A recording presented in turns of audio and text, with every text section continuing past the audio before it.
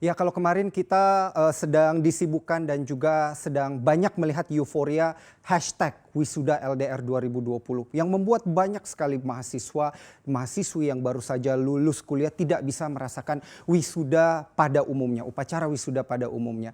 Mereka semua bersedih karena wisudanya harus online. Tetapi sebenarnya yang perlu diperhatikan dan yang membuat mereka dapat sedih ke depannya, ternyata ada badai PHK untuk kaula muda yang ternyata sudah di depan mata. Inilah yang sebenarnya harus lebih diperhatikan dan sepertinya ini yang akan membuat menjadi sedih kalau permasalahannya tidak diselesaikan. Seperti apa badai PHK kaula muda yang sudah di depan mata ini akan kita lihat selanjutnya. Karena bukan cuma di Indonesia, tetapi secara global pun di sini kita melihat 1 dari 6 kaula muda. Di sini kita bilangnya ya, kaula muda itu berdasarkan data dari ILO atau International Labour Organization di sini mengatakan yang usianya 18 sampai 29 tahun itu masih kaula muda. Nah, apakah Anda masih berada di range ini? Karena secara global 1 dari 6 di sini atau sekitar 17,1% itu harus di PHK akibat dampak dari penutupan ekonomi atau lockdown akibat dari COVID-19. Nah, selain itu kalau kita pecah dari 17,1% ini ternyata yang wanita ada 16,1% dan pria ternyata lebih banyak. Nah, ini berarti ancaman lebih kepada kaum pria di sini 18,1%.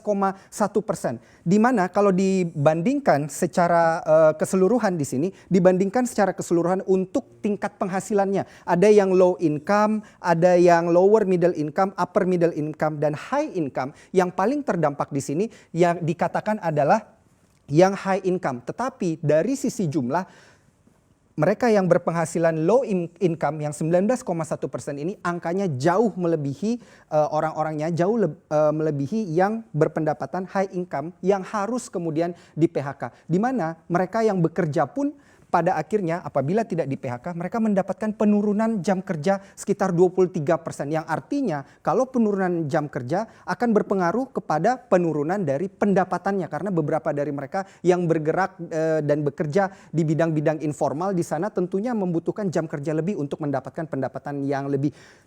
Yang lebih mengerikan adalah penurunan kesempatan kerja. Bayangkan baru lulus kuliah tapi ternyata ada wabah COVID-19 yang kemudian akhirnya tidak dapat membuat banyak perusahaan ini bekerja dengan baik. Tentunya kesempatan kerja di sini akan menurun dan juga akan ada pola kerja baru atau pola kerja nomaden. Jadi melompat-lompat atau berpindah-pindah dari satu perusahaan ke perusahaan lainnya yang tentunya akan membuat perusahaan-perusahaan menjadi bingung untuk memilih atau menentukan para pekerjanya ke depannya. Nah, inilah yang terjadi secara global untuk kaula muda 18 hingga 29 tahun. Kalau kita melihat lebih jauh lagi, area mana atau benua mana sebenarnya yang paling banyak memiliki kaula muda yang pada akhirnya harus di PHK di sini. Nah, kita lihat Afrika, ternyata Afrika punya 93,4% kaula muda di sana dan 30%-nya dikatakan ini yang paling rentan atau paling beresiko bisa saja mendapatkan PHK akibat COVID-19 ini. Di Amerika 49,2% kaula mudanya, ada 63% bahkan melebihi 50% karena dari informasi-informasi yang Anda sudah lihat tentunya Anda tahu bahwa angka pengangguran di Amerika Serikat juga meroket akibat COVID-19 ini. Di Amerika Latin pun juga seperti itu, di area wilayah Arab sendiri 71,2% kaula mudanya, 50% atau sekitar 35%-nya ini sangat rentan terkena risiko PHK. Asia Pasifik juga seperti itu.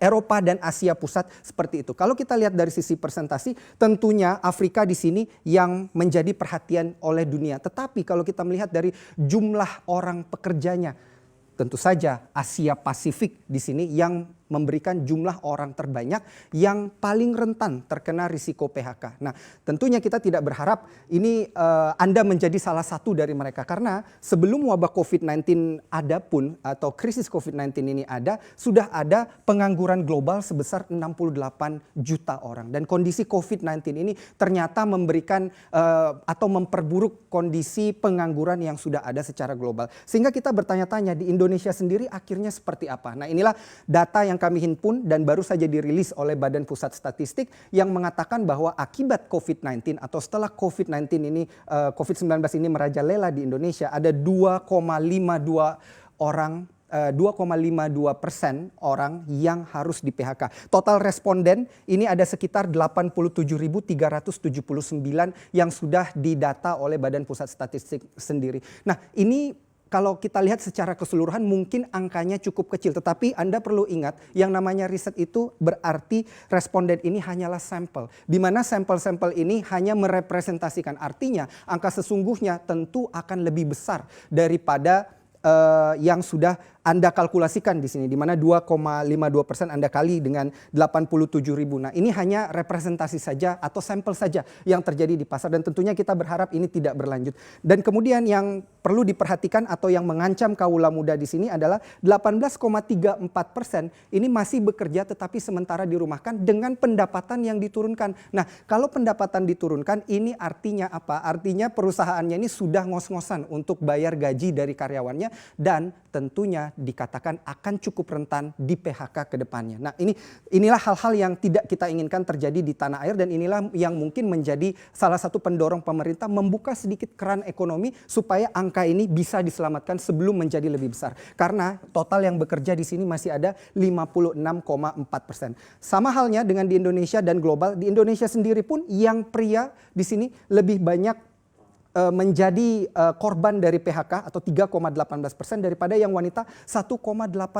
Nah, ini makanya kaum pria harus lebih berhati-hati dan harus lebih rajin lagi kerjanya ya supaya tidak terkena badai PHK seperti ini. Dan kemudian sebelum wabah COVID-19 pun menyebar di Indonesia, jumlah pengangguran di Indonesia jumlahnya memang sudah 6,88 juta orang atau sekitar 4,99%. Nah, inilah yang dijaga oleh pemerintah karena selama ini sudah 5 hingga 6 tahun belakangan ini angka pengangguran sudah mulai menurun dari 5%, lebih dari 5% ke angka di bawah 5%. Inilah yang ingin dipertahankan agar tidak memburuk. Kita melihat di sini dampak COVID-19 pada pendapatan. Terlihat mereka yang pendapatannya di bawah 1,8 juta rupiah di sini harus kurang lebih 70,53%-nya ini mengalami penurunan pendapatan. Jadi ini menjadi satu perhatian juga dari pemerintah dan harus diperhatikan pemerintah karena justru mereka yang berpenghasilan di bawah 1,8 juta yang penghasilannya diturunkan. Nah, pertanyaannya sederhana, mau dikasih makan apa nanti keluarganya kalau diturunkan terus pendapatannya oleh si pemberi kerja. Karena kalau kita lihat secara keseluruhan 4 dari 10 responden alami penurunan pendapatan, dan apabila pemerintah tidak turun tangan untuk mengatasi hal ini, angkanya tentu akan dengan mudah untuk bertambah dari 4 dari 10 bisa saja jadi 5 atau 6 dari 10. Nah, begitu juga dengan yang berpendapatan misalnya ada yang dikatakan di sini penghasilannya lebih dari 7,2 juta atau bisa kita bilang untuk kondisi COVID-19 ini sudah menjadi orang kaya ya, tetapi sayangnya harus menerima penurunan pendapatan sekitar 30,34%. Makanya Anda pasti akan terutama pada mereka yang bekerja pada sektor yang paling terdampak yaitu perdagangan besar, reparasi mobil dan motor, pergudangan dan juga penyedia makanan dan minuman ini belum dapat menikmati kembali reboundnya atau terbukanya ekonomi karena memang merekalah yang paling terdampak, paling pertama terdampak dan paling terakhir kemudian dikatakan di sini dapat menerima recovery-nya. Nah, sehingga kalau Anda perhatikan, Anda juga akan mendengar banyak sekali cerita atau mungkin Anda sudah pernah mendengarkan cerita bahwa ada orang yang berpenghasilan 20 juta, kemudian penghasilannya diturunkan, akhirnya nggak bisa bayar cicilan rumah dan mobil dan itu menjadi masalah baru bagi rumah tangga mereka. Nah, sarannya adalah sederhana, bukan hanya Anda yang mengalami hal tersebut, tetapi ini menjadi tantangan arus kas dari setiap pekerja pada saat pandemi ini. Karena Badan Pusat Statistik sudah memahami bahwa mereka yang kurang lebih pengeluarannya itu cukup besar di sana, ini mengalami peningkatan pengeluaran atau yang dirumahkan atau yang masih bekerja pun di sini mengalami peningkatan pengeluaran.